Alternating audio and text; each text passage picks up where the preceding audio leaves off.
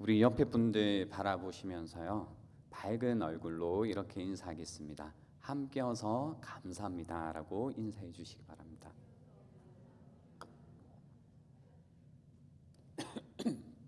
네, 오늘 밤도 함께여서 감사합니다. 우리는 살아가면서 종종 이런 질문을 던집니다. 하나님의 뜻은 무엇일까라는 질문을 던질 때가 있습니다. 이럴 때 이런 질문을 던집니다. 보통 어떤 중요한 결정을 내려야 되는 순간이 찾아오면 하나님의 뜻이 무엇일까 질문을 하게 됩니다. 어떤 중요한 결정을 해야 될 때 우리는 왜 하나님의 뜻을 궁금해할까? 그 이유를 살펴보면 사실 이런 우리 안에 의도가 있죠. 뭐냐면 하나님을 정말로 기쁘시게 해드리고 하나님이 원하는 것을 하고 싶다, 이런 마음도 있겠지만 사실 내가 하려는 이 일에 하나님의 뜻이 있다면 이걸 실패하지 않고 성공하겠지, 이런 마음 때문에 하나님의 뜻을 구할 때가 있습니다. 그러다 보면 좀 잘못된 방식으로 하나님의 뜻을 우리가 분별 아닌 분별을 해 나가게 되는데요. 여러분은 하나님의 뜻을 알기 위해, 분별하기 위해 여러분께서 사용하시는 어떤 특별한 방법이 있으신가요? 지금부터 말씀드릴 방법은 좋지 않은 방법인데요. 첫 번째는 말씀 펴기 방법이 있습니다. 말씀 펴기 방법. 그래서 흔히 말하는 말씀점이라고 하죠. 그래서 기도를 하고, 간절하게 기도를 하고 이렇게 성경을 펴서 가장 눈에 띄는 구절을 하나님의 뜻으로 이제 기도한 다음에 탁 핀 다음에 이걸 하나님의 뜻으로 받겠다라는 이제 말씀 펴기 방식이 있습니다. 이게 얼마나 잘못됐는지 이 전설처럼 내려오는 이 예화가 하나가 있습니다. 어떤 사람이 있었습니다. 이제 말씀드린 것처럼 간절하게 기도를 한 다음에 이제 어떤 말씀을 주시든지 그게 하나님의 뜻이라고 이제 믿기로 받아들이기로 하고 이제 성경을 이렇게 핀 겁니다. 탁 폈죠. 처음에 한 중간쯤을 핀 것 같아요. 제가 보니까 탁 폈을 때 마태복음 27장 5절이 나온 겁니다. 스스로 목매어 죽은지라라는 말씀이 나온 거죠. 그래서 다시 덮었습니다. 이건 아닌 것 같다라는 마음에 덮고 다시 이제 손가락을 잘 움직이고 다시 핍니다. 그랬더니 누가복음 10장 28절이 나옵니다. 어떤 말씀이냐면 이를 행하라입니다. 이를 행하라. 그래서 다시 덮었습니다. 이거 너무하신 거 아니야, 이건 아닌 것 같다. 그냥 마지막 3세판 마지막으로 다시 한번 폈습니다. 요한복음 13장 27절이 나왔습니다. 내가 하는 일을 속히 하라는 말씀이 나왔습니다. 그래서 이런 뭔가 말씀을 펴고 하는 이런 행위는 사실 유사 점술 행위와 거의 비슷하죠. 그래서 사실 좋지 않은 나쁜 방법입니다. 두 번째는 사람들이 이제 많이 이거 하나님의 뜻인 것 같다라고 어떤 사용하는 방법 중에 하나, 두 번째는요, 감정주의라고 부르는 게 있습니다. 감정주의. 이 감정주의는 뭐냐면 내 이 충만한 감정에 의존해서 하나님의 뜻을 확인하는 방법입니다. 육감, 직감 같은 강한 감정을 의지합니다. 흔히 말하는 뭐가 오나요? feel이 오는 거죠. 이렇게 이거 feel이 온다, 이거 하나님의 뜻인 것 같다라는 거죠. 그래서 이런 feel을 의지하는 방식은 사실 위험하기도 하고 문제가 있습니다. 왜냐하면 내 느낌은 하나님의 뜻이 아니기 때문입니다. 세 번째는 표징 구하기가 있습니다. 어떤 표징을 구하는 건데요. 이런 거죠. 이게 정말로 하나님의 뜻이라면 주님 나에게 증거를 주십시오라는 겁니다. 이게 정말로 하나님의 뜻이라면 저에게 증거를 주십시오라는 게 있습니다. 하나님의 뜻이라면 나에게 이런 저런 분명한 증거를 달라는 겁니다. 이런 방식의 대표적인 인물이 있습니다. 누구냐면 사사기 6장 7장에 나오는 기드온입니다. 기드온은 그 굉장히 젊은 농부였던 기드온에게 하나님이 천사를 보내 하나님의 백성을 구원하는 미션을 줍니다. 그런데 이제 기드온은 자기를 볼 때 내가 이런 하나님의 미션을 수행하기에는 많이 부족하다고 생각을 했습니다. 그래서 확신이 서지 않는 거죠. 정말로 하나님의 그런 미션이 나에게 임한 게 맞는가? 그래서 선뜻 순종하지 못하고 그래서 표징을 구하게 됩니다. 그래서 첫 번째 어떤 표징을 구했더니 그가 드린 희생 제물을 바위에서 불이 나와 이제 불사르는 어떤 기적을 처음에 보여주며 대단한 거죠. 근데 여기에서 기드온은 만족하지 못하고 계속해서 의심하게 됩니다. 그래서 그 유명한 양털 한 뭉치 이 표징을 구하게 됩니다. 이런 거였습니다. 첫 번째는 이슬에 대한 건데요. 양털을 풀밭에 이렇게 두는 겁니다. 그리고 나서 무엇을 구하냐면 정말로 이게 하나님의 뜻이라면 이슬이 양털에만 있고 그 양털 주변에 있는 땅은 이슬이 전혀 내리지 않고 말라 있어야 된다라는 표징을 구합니다. 굉장히 어려운 일이죠. 근데 하나님께서 그렇게 해주십니다. 주변에는 전혀 이슬이 맺혀 있지 않고 양털에만 쭉 짜니까 물이 두둑 떨어지는 이런 표징을 보여주십니다. 대단한 거잖아요. 근데 기드온은 또 의심합니다. 믿지 못하는 거죠. 그래서 이번에는 반대로 구하게 됩니다. 양털만 마르고 그 주변 땅에만 다 이슬이 내리도록 구합니다. 그래서 하나님이 이것도 들어주세요. 그러나 보세요.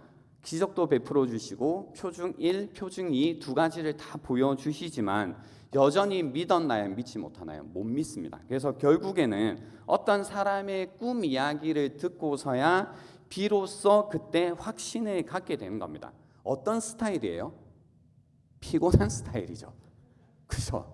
엄청 피곤한 스타일이지 않나요? 계속 의심하고 들어줘도 못 믿고 또 해줘도 못 믿고 엄청 피곤한 스타일입니다.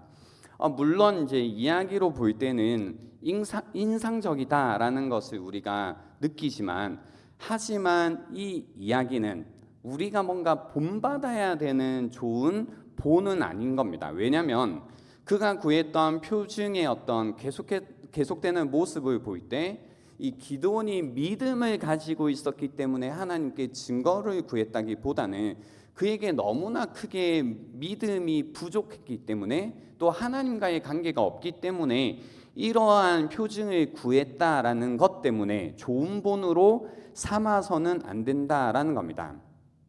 하나님은 우리가 특별한 표징을 얻을 때까지 믿지 못하고 머뭇거리기보다는 하나님과의 관계를 확인하고 담대히 나아가기를 언제나 원하신다라는 겁니다. 그래서 우리가 하나님의 뜻을 구할 때에 하나님과 나 사이에 확인해야 되는 두 가지 핵심적인 관계가 있습니다.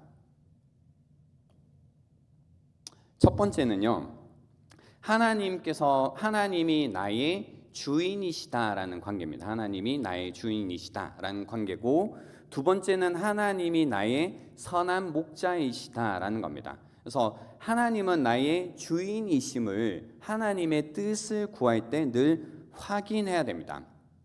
하나님이 나의 주인이시다라는 것은 하나님의 주권을 인정하는 거죠. 하나님과의 관계 속에서 하나님의 주권을 인정하는 행위입니다.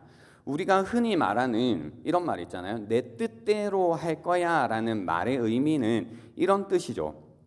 내 뜻대로 할 거야 라고 할 때는 내가 선택하고 결정할 수 있는 자리에 있다. 그럴 만한 권한이 나에게 있다라는 것이 전제될 때에 내 뜻대로 할 거야 라고 말합니다. 즉 뜻이란 선택과 결정을 내릴 수 있는 힘, 권한을 의미하기 때문입니다. 그래서 하나님의 뜻을 구한다라는 것은 그런 의미가 될 겁니다. 바로 하나님과의 관계 속에서요, 하나님의 선택, 하나님께서 결정을 내릴 수 있는 권한이 나에게 있는 것이 아니라 주님께 있음을 알고 하나님의 그 주권을 인정하겠다라는 겁니다. 즉 하나님을 신뢰하고 하나님이 나에게 무슨 말씀을 하시든지 그대로 순종하겠다는, 따르겠다라는 고백이 이 하나님께서 나의 주인이심을 확인하는, 하나님의 뜻을 구할 때 중요한 겁니다. 그죠? 두 번째는 하나님이 나의 선한 목자이시다라는 겁니다. 하나님께서 선한 목자로서 나를 아시고 나를 위해 가장 좋은 길로 인도하시는 분이심을 관계 속에서 아는 겁니다. 그래서 하나님의 뜻을 구한다라는 것은 결국 하나님이 나를 향한 선한 계획을 가지고 계심을 믿는 거다라는 겁니다. 그래서 선한 목자 되신 하나님이라는 고백을 하며 하나님의 뜻을 구해가는 거죠. 그래서 무언가를 선택하고 결정할 때 하나님이 나의 주인이심을, 하나님이 나의 선한 목자이심을 확인하는 이런 시간이 필요하다라는 겁니다. 이처럼 우리가 미래에 대해서요, 무언가를 선택하고 결정해야 될 때 하나님의 뜻을 구하기도 하지만 또 이럴 때도 하나님의 뜻을 구하기도 합니다. 뭐냐면 어떤 상황 속에서 이게 하나님의 무슨 뜻일까를 구할 때가 있다라는 겁니다. 즉 어떤 상황이 나에게 벌어졌을 때 그 상황을 어떤 시선을 가지고 어떤 방식으로 해석해야 될지 모를 때에 하나님의 뜻을 구할 때가 있다라는 겁니다. 그래서 오늘 본문은요, 바로 이런 방식으로 하나님의 뜻이라는 것을 우리에게 보여줍니다. 즉 하나님의 뜻을 우리의 삶의 태도와 방식이라는 것으로 보여주고 있다라는 겁니다. 살아가는 방식으로서 하나님의 뜻입니다. 어떤 상황에서 그 상황을 읽고 우리가 해석하는 방식으로서의 하나님의 뜻이다라고 생각하시면 됩니다. 이렇게 우리가 오늘 읽었던 데살로니가전서 5장을 이해하기 시작하면 좀 더 깊이 있게 오늘 본문이 짧지만 이해할 수 있습니다. 그래서 바울은 세 가지 명령을 통해 우리가 어떻게 하나님의 뜻 안에서 살아갈 수 있는지, 하나님의 뜻으로 우리의 상황을 해석할 수 있는지를 보여줍니다. 세 가지죠. 항상 기뻐하라, 쉬지 말고 기도하라, 범사에 감사하라라는 세 가지입니다. 첫 번째는요, 항상 기뻐하라입니다. 기뻐하라라고 명령하고 있습니다. 항상 기뻐하라. 모든 것이 순탄할 때만 기뻐하는 것이 아니라 항상 기뻐하라고 하십니다. 사실 이 기쁨이라는 것이 단순한 감정이라면 감정은 명령할 수가 없습니다. 그래서 기쁨은 단순히 우리의 감정의 고조를 의미하는 것이 아닐 겁니다. 모든 상황 속에서 우리의 감정이 고조되어야 된다라는 명령을 하신 게 아니다라는 겁니다. 기쁨이라는 것은요, 사실 무언가를 소중히 여기고 음미할 때 그 음미를 통해서 스며 나오는 것이 기쁨입니다. 우리는 과연 무엇을 음미할 때에 항상 기뻐할 수 있을까? 오늘 본문이 담겨 있는 데살로니가 전서 안에서 저는 그 해답을 찾아봤습니다. 데살로니가전서 3장 9절에 보면 이런 말씀이 있습니다. 우리가 우리 하나님 앞에서 너희로 말미암아 모든 기쁨으로 기뻐하니 너희를 위하여 능히 어떠한 감사로 하나님께 보답할까라고 해서 이 같은 성경 안에서 바울은요, 그게 기쁨을 먼저 이야기하고 있습니다. 바울은 데살로니가 교회 이 성도들로 인해 큰 기쁨을 누리고 있다라고 이야기합니다. 그들의 믿음이 흔들리지 않고 견고히 서 있다라는 소식을 전해 들었기 때문에 갖게 된 기쁨이라는 겁니다. 고난과 핍박 가운데서도 믿음을 지켜낸 성도들의 모습을 볼 때에 그 속에서 역사하시는 하나님을 보았기 때문에 기뻐한다라고 표현합니다. 그래서 너희를 위하여 능히 어떠한 감사로 하나님께 보답해야 될까? 너희가 이런 힘들고 어려운 상황 속에서도 믿음을 지키게 해주신 그 하나님의 일하심을 볼 때에 기뻐했다는 겁니다. 즉 기쁨의 원인이 그들 안에서 일하시는 하나님이라는 것을 우리에게 말해줍니다. 우리는 하나님의 일하심을 음미할 때에, 그죠? 기쁨을 누리게 됩니다. 하나님께서 성도들 안에 실제로 일하고 계시다. 그 하나님을 알 때에 우리는 항상 기뻐할 수 있다라는 겁니다. 그러므로 항상 기뻐하라라는 말씀은 우리의 모든 상황 속에서 하나님의 손길을, 하나님의 일하심을 우리가 묵상할 때에, 그 일하심을 인식할 때에 기쁨을 누리게 된다라는 겁니다. 모든 상황 속에서 하나님의 일하심을 우리가 기억할 수 있다면 우리는 기뻐할 수 있다는 겁니다. 제가 기억하다라는 단어를 썼는데요. 이 기억하다라는 단어가 재미있습니다. 영어로 기억하다라는 그 단어는 remember라는 단어입니다. 다 아시죠? remember, 그죠? 근데 이 remember라는 단어는 좀 굉장히 생생하고 또 어떻게 보면 좀 무서운 비유가 그 안에 담겨 있습니다. remember인데요.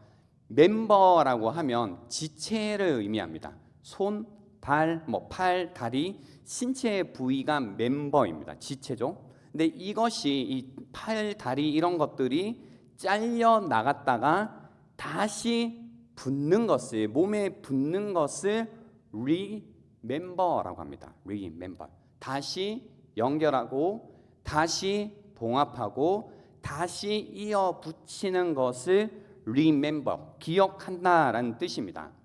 때로는 우리 삶 가운데 어려운 일로, 때로는 슬픈 일로 하나님께서 내 삶 가운데 멀어질 때가 있습니다.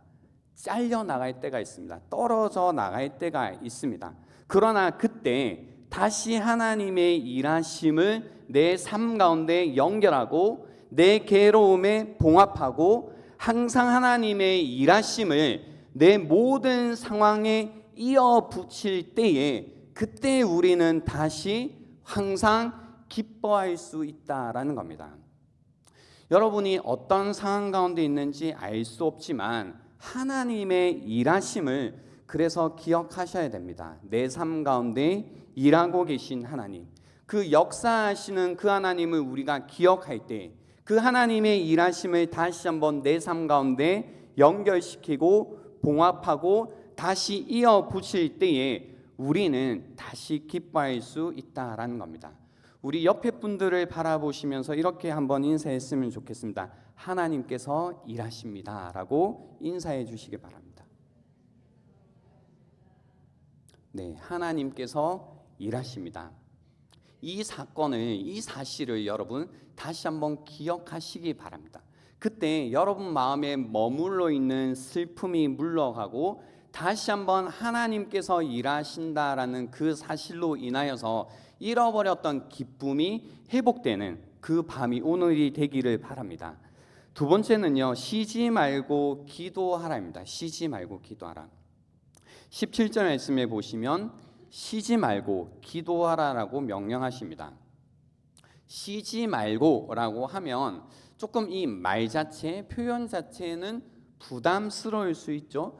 24시간 먹지도 말고 자지도 말고 기도만 하고 살라는 의미일까라고 할 때 그렇지 않습니다. 그죠? 그렇지 않습니다. 여기서 쉬지 말고라는 단어는 간헐적인 중단 없이 지속되는 태도를 의미합니다. 쉬지 않는 기도라는 것은 우리의 삶 전체가 하나님을 향한 지속적인 끊임없는 의존과 의식을 의미합니다. 그 안에 있어야 된다는 뜻입니다. 즉, 매 순간 하나님을 의식하고 어떤 상황에서도 삶의 모든 순간에서 하나님과 연결된 마음으로 살아가는 삶의 방식을 쉬지 말고 기도하라라고 표현했습니다. 그래서 문제가 생겼을 때만 하나님을 찾는 것이 아니라 아무 일도 없는 평범한 우리의 일상 속에서도 항상 하나님을 의식하고 하나님을 의존하고 하나님과 연결되어 살아가야 된다라는 겁니다. 반대로 아무 일이 없을 때도 하나님을 의식하고 살아가야 되지만 우리 삶 가운데 문제가 생겼을 때에도 하나님을 의식하고 하나님을 의존해야 됩니다. 답답한 일이 있을 때에도, 일이 생각대로 풀리지 않을 때에도, 복잡하고 부담이 되는 일이 있을 때에도, 마음이 무겁고 이유 없이 내가 우울할 때에도, 막막할 때에도, 혼란스러울 때에도, 실수하거나 죄를 지었을 때에도, 우리 가족이 아플 때도, 우리 자녀가 방황할 때도 늘 하나님을 의식하며 그 하나님을 의존하며 그 하나님과 연결되어 살아가야 된다는 겁니다. 늘 그런 의미에서 하나님께 쉬지 않고 기도하며 살아가야 된다는 겁니다. 우리의 모든 삶의 순간에, 삶의 모든 영역에서 하나님을 의식하고 하나님께 의존하며 하나님과 연결되어 살아가야 된다라는 겁니다. 이 말을 한마디로 줄이면 이렇게 말할 수 있습니다. 하나님이 우리와 항상 함께 하신다는 겁니다. 우리 다시 한번 인사했으면 좋겠습니다. 하나님이 항상 우리와 함께 하십니다 라고 인사해 주시기 바랍니다. 그렇죠? 그래서 모든 순간입니다, 여러분. 모든 순간에 하나님이 때로는 하나님을 느낄 수 없고 정말로 이런 상황 속에서도 하나님이 나와 함께 하시는가라는 생각이 들 때도 그 상황을 하나님이 항상 나와 함께 하신다라는 시선으로 그 상황을 다시 한번 재해석해야 된다는 겁니다. 세 번째는 범사에 감사하라입니다. 범사에 감사하라. 이 범사에 감사하라도 마찬가지입니다. 상황이 좋을 때만 감사하라라는 것이 아니라 모든 일에 감사하라라는 명령입니다. 이 명령은 단순히 우리가 긍정적인 사고방식을 가지라는 의미가 아닙니다. 이 감사는 믿음에서 흘러나오는 감사입니다. 어떤 믿음이냐면요, 하나님은 모든 상황 속에서 항상 선하신 분이다라는 믿음입니다. 그리고 하나님은 항상 그분의 뜻을 반드시 이루신다라는 그 믿음에서 나오는 감사를 의미하는 겁니다. 우리의 모든 상황 속에서, 때로는 잘 되는 상황 속에서도, 때로는 우리의 상황이 잘 풀리지 않는 상황 속에서도 하나님께서는 하나님의 뜻을, 하나님의 구원 계획을 이루고 계시다라는 그 믿음에서 감사하라는 겁니다. 로마서 8장 28절에도 이렇게 말씀하십니다. 우리가 알거니와 하나님을 사랑하는 자, 곧 그의 뜻대로 부르심을 입은 자들에게는 모든 것이 합력하여 선을 이룬다라고 이야기하십니다.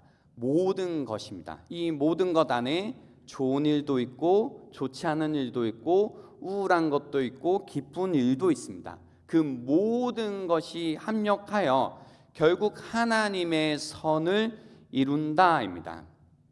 때로는 우리 삶 가운데 고난이 찾아올 때 우리는 그 의미를 다 알 수가 없습니다. 하지만 하나님께서는 그 모든 순간에 우리 안에서 하나님의 선을 이루고 계시다라는 그 믿음만이 그 우리로 하여금 항상 하나님을 향해 감사하게 합니다. 그 감사가 그 믿음 안에서 흘러나오는 반응이 된다라는 겁니다.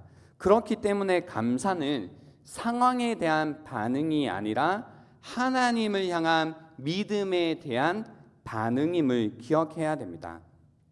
이제 말씀을 마치려고 합니다. 바울은 본문에서 이렇게 얘기합니다. 항상 기뻐하는 것, 항상 감사하는 것, 항상 하나님께 기도하는 것, 이것이 그리스도 예수 안에서 너희를 향하신, 우리를 향하신 하나님의 뜻이다라고 말씀해 주십니다. 항상 기뻐하는 것, 항상 하나님께서 일하고 계시다라고 바라보는 그 태도가, 쉬지 않고 기도하는 것, 항상 하나님을 의식하며 하나님을 의존하며 살아가는 그 태도가, 범사에 감사하는, 항상 하나님을 신뢰하며 하나님의 선하심을 바라보는 그 태도가, 그렇게 살아가는 것이 바로 하나님의 뜻 안에서 살아가는 우리의 모습이다라고 말씀하십니다. 오늘 우리 이 주님의 뜻을 받들어 다시 한번 기뻐하고, 다시 한번 기도하고, 다시 한번 하나님께 감사하고 나아가는 오늘 이 밤이 될 수 있으면 좋겠습니다. 우리 함께 찬양하고 기도하는 시간 갖겠습니다.